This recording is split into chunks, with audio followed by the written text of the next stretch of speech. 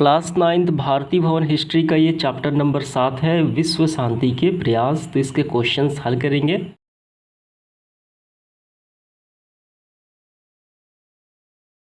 सबसे पहले देखिए अति लघु उत्तरीय प्रश्न क्या है। प्रथम विश्व युद्ध के बाद विश्व शांति की स्थापना के लिए किस अंतर्राष्ट्रीय संस्था की स्थापना की गई।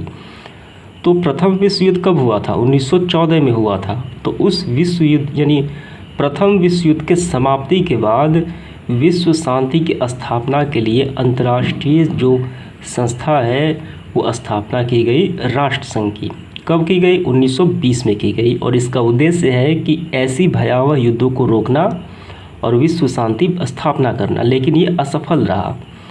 और इसके बाद क्या हुआ? द्वितीय विश्व युद्ध छिड़ गया, ठीक है। और द्वितीय विश्व युद्ध के बाद संयुक्त राष्ट्र संघ की स्थापना हुई जो 14 अक्टूबर 1945 को हुई। लेकिन उससे हमें मतलब नहीं है, बस हमें यही लिखना है कि प्रथम विश्व युद्ध के बाद विश्व शांति स्थापना के लिए राष्ट्र संघ की स्थापना हुई। तो इसका आंसर यही हो जाता है। इसके बाद देखेंगे इसका अगला प्रश्न।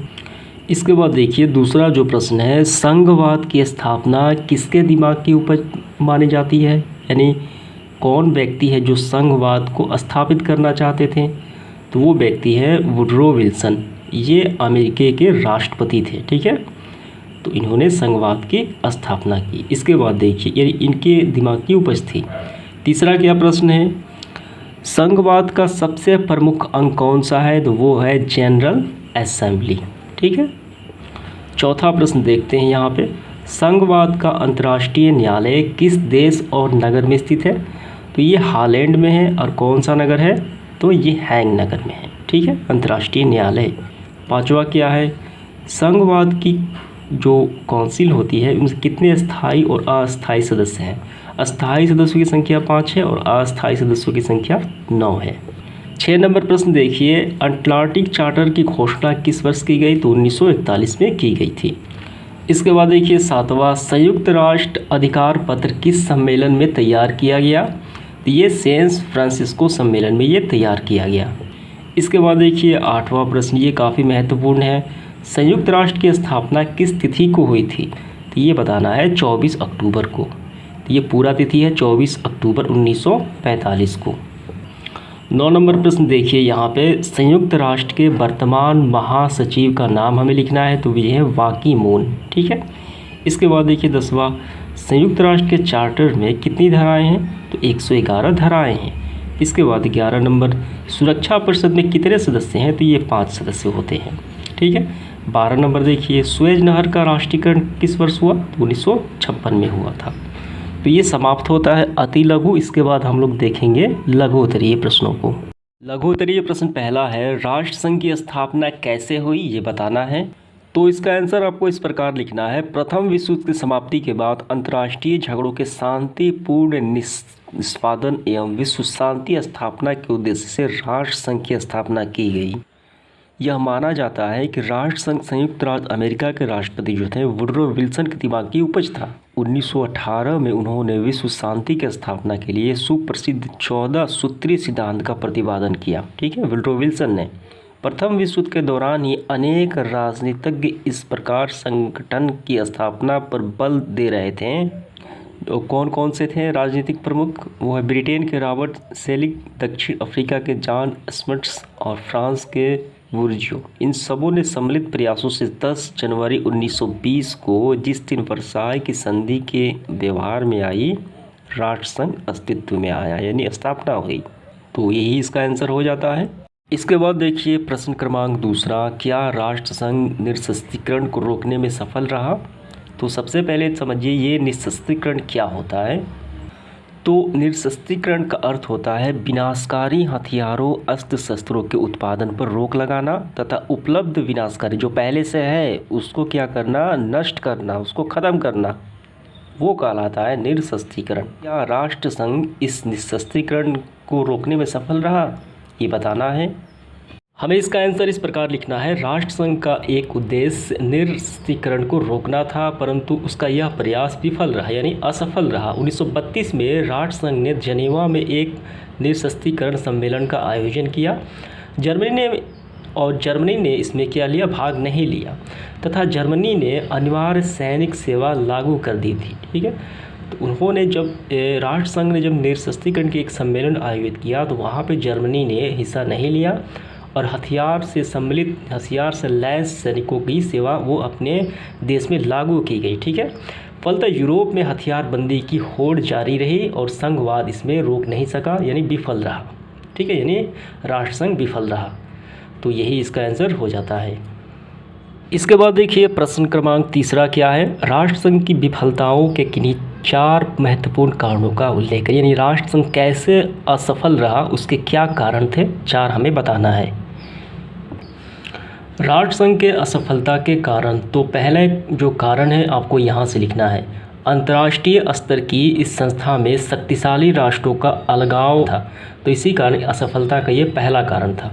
तो पहला कारण आपको समझ में आ गया। और इसके बाद देखते हैं दूसरा कारण। दूसरा कारण ये रहा, राष्ट्रसंघ की जो नीतियाँ एवं उद्देश्य को सफल बनाना कम वर्त अपने साम्राज्यवाद एवं पूंजीवादी हितों को पूरा करना अधिक था। यानी राष्ट्रसंघ की जो नीतियाँ थी, जो उद्देश्य थे, उनको वो सफल बनाने में क्या था, उनका कम ध्यान था, लेकिन उनका ध्यान साम्राज्यवादी एवं पूंजीवादी जो लाभ होते थे, जब लाभ हैं साम्राज्यवादी और पूंजीवादी हित यानी लाभ को पूरा करने में उनका ध्यान अधिक था। और इन उद्देश्यों की प्राप्ति के लिए उन्होंने राष्ट्रसंघ का दुरुपयोग भी किया जो उनके सदस्य थे। तो ये विफलता का दूसरा कारण है। ठीक है, अपने नीतियों और उद्देश्यों पर ध्यान न देना। और इसके बाद देखिए तीसरा कारण ये रहा, शक्तिशाली राष्ट्रों की निरंकुश एवं आक्रामक नीति ने राष्ट्रसंघ को कमज़ोर किया। तो बस यहीं तक आपको लिखना है तीसरा कारण। और चौथा कारण क्या है, चौथा कारण है 1929 और 30 में विश्व आर्थिक मंदी से जूझ रहा था। ठीक है, तो आर्थिक मंदी से जूझ रहा था। आर्थिक मंदी का मतलब होता है इकोनॉमिकल क्राइसिस। ठीक है, रुपया पैसा की कमी, विश्व इससे जूझ रहा था, इसलिए उनका सबका ध्यान अपनी आर्थिक स्थिति को मजबूत करने में था। इससे उत्पन्न आर्थिक राष्ट्रवाद ने राष्ट्रसंघ के सिद्धांतों, जो अंतर्राष्ट्रीय शांति और परस्पर सहयोग को अप्रासंगिक बनाया, यानी उस पर कोई महत्व नहीं हुआ, क्योंकि वे ही अपने जो व्यक्तिगत आर्थिक जो संकट था उसी में वो जूझ रहे थे, उनको वो ठीक करने में। इसके अतिरिक्त राष्ट्रसंघ की अपनी सेना का नहीं होना, ये भी इसका कारण था। उसका सेना नहीं था पर्सनल। राष्ट्रसंघ का दोषपूर्ण संविधान, जिसके कारण उससे लगाए गए प्रतिबंध प्रभावी नहीं हो पाते थे। ठीक है, इससे असफलता के कारण थे। तो आर्थिक मंदी और उसका जो सेना नहीं था और संविधान जो काफ़ी बेहतर नहीं था, तो असफलता के यही कारण हो जाते हैं। तो सही आपको लिखना है चारों ही। इसके बाद देखिए प्रश्न क्रमांक चौथा, संयुक्त राष्ट्र की स्थापना के उद्देश्यों और सिद्धांत क्या थे, क्यों हुआ संयुक्त राष्ट्र संघ की स्थापना और इसके क्या उद्देश्य और सिद्धांत क्या थे, ये बताना है। तो इसका आंसर हमें इस प्रकार करना है, द्वितीय विश्व युद्ध के समय राष्ट्र संघ क्या हुआ, निष्क्रिय रहा, यानी वो विफल रहा। ठीक है, युद्ध की विभीषिका और विनाश को देखते हुए भविष्य में युद्ध को, ऐसे विश्व युद्ध को बचाने और रोकने के उद्देश्य से पुनः एक अंतर्राष्ट्रीय संस्था का आवश्यकता महसूस हुई। तो सबसे पहले जो था वो राष्ट्रसंघ की स्थापना हुई थी 1920 में, लेकिन वो क्या हुआ, विफल हुआ। प्रथम विश्व युद्ध हुए, द्वितीय विश्व युद्ध हुए, उनको रोकने में ये नाकामयाब हुआ। तो एक अंतर्राष्ट्रीय संस्था की स्थापना की गई 24 अक्टूबर 1945 को, जिसका नाम था संयुक्त राष्ट्र संघ।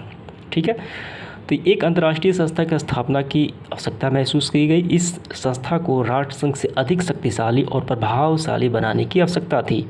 अतः द्वितीय विश्व युद्ध के दौरान ही इसके लिए प्रयास आरंभ कर दिए गए। फलतः 24 अक्टूबर 1945 ईस्वी को संयुक्त राष्ट्र संघ की स्थापना की गई। ठीक है, संयुक्त राष्ट्र के सिद्धांत जो क्या थे, विश्व शांति, विश्व बंधुत्व यानी मिलजुल कर रहना, समानता और सह अस्तित्व की भावना प्रधानता दी गई, यही इसके सिद्धांत हैं। तो उम्मीद करता हूँ ये आपको आंसर समझ में आ गया होगा। तो चलिए इसके प्रश्न क्रमांक 5 इस प्रकार है, संयुक्त राष्ट्र के गैर राजनीतिक कार्यों पर प्रकाश डालें। तो संयुक्त राष्ट्र संघ का जो राजनीतिक कार्य है, जिस उद्देश्य से इसकी स्थापना की गई, वो है विश्व युद्धों को रोकना और शांति व्यवस्था कायम करना। तो ये काम से हटकर इस कार्य से हटकर जो गैर राजनीतिक कार्य है वो हमें बताना है। तो इसका आंसर आपको इस प्रकार लिखना है, संयुक्त राष्ट्र संघ यानी संयुक्त राष्ट्र के गैर राजनीतिक कार्य निम्न है। पहला है अंतर्राष्ट्रीय शरणार्थी संगठन, यह संस्था युद्ध, अकाल और महामारी से उत्पन्न हुए शरणार्थी के पुनर्वास यानी उनको आवास देना और एवं कल्याणकारी कार्यों में ये मदद करती है। पहला हो गया। दूसरा कार्य क्या है? विश्व स्वास्थ्य संगठन। तो ये जो संस्था है यह विश्व स्वास्थ्य स्तर पर घातक और संक्रामक रोगों की रोकथाम का प्रयास करती है, रोकने का प्रयास करती है तथा आवश्यकता अनुसार समुचित चिकित्सा व्यवस्था भी ये करती है। ठीक है। तीसरा क्या है? बाल सहायता कोष। यह संस्था अनाथ दीनहीन बच्चों की सहायता प्रदान करती है। तो यही हो जाते हैं संयुक्त राष्ट्र के गैर राजनीतिक कार्य। इसके बाद देखिए इसका आखिरी सवाल, संयुक्त राष्ट्र की किन्हीं 4 महत्वपूर्ण राजनीतिक उपलब्धियां जो हैं वो हमें उल्लेख करना है। तो इसका मतलब ये है कि संयुक्त राष्ट्र संघ का जो उद्देश्य था, जिस कार्य के लिए स्थापना की गई थी, राजनीतिक कार्य कौन कौन से उसमें सफल रहा, ठीक है, तो वो हमें बताना है 4। तो इसका आंसर आपको इस प्रकार लिखना है। इसका आंसर थोड़ा सा लंबा है। तो देखिए पहला इसका क्या उपलब्धि है? रूस ईरान विवाद इसने क्या किया? सुलझाया है। और दूसरा है इंडोनेशिया की जो समस्याएं हैं उनको ये सही किया है। और तीसरा है सीरिया लेबनान समस्या है। और चौथा क्या है? अन्य समस्याएं ये यहाँ पे दी गई हैं। तो यही आपको लिखना है। यहाँ पे मैं स्क्रीनशॉट लगा देता हूँ। तो मिलते हैं इसके अगले वीडियो में। धन्यवाद।